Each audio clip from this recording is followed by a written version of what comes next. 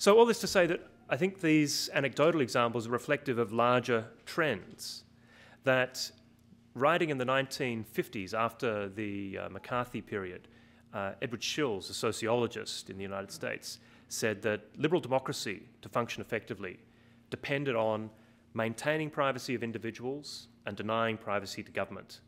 And in the following half century, exactly the opposite has happened.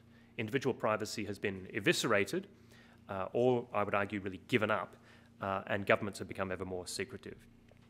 In the 1990s, the nature of this debate can be illustrated by just a fairly simplistic survey of the literature. There were two significant books in the 1990s with the words Big Brother in the title.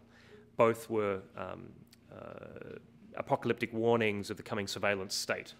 In the first decade of the 2000s, there were also two books with Big Brother in the title, both celebrating the reality TV program of the same name.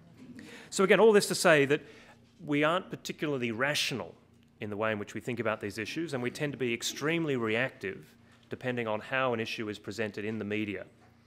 And in recent years, the types of debates that have motivated us have been in the United States context, warrantless electronic surveillance, which Joanne mentioned, ID cards in Britain. In coming years, we'll have debates almost certainly about DNA databases, data mining, biometric identification. There will be protests and lawsuits, editorials and elections on these issues.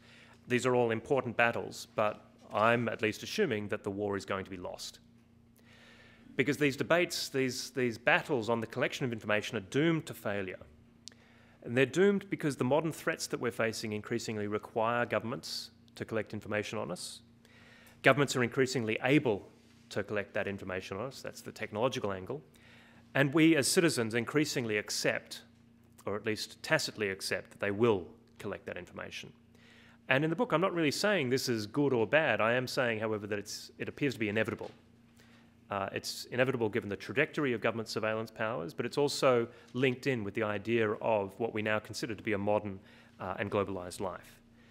And so what I'm trying to do is shift the debate away from whether or not governments should collect this information. They will collect, it will be collected, and onto how that information should be used.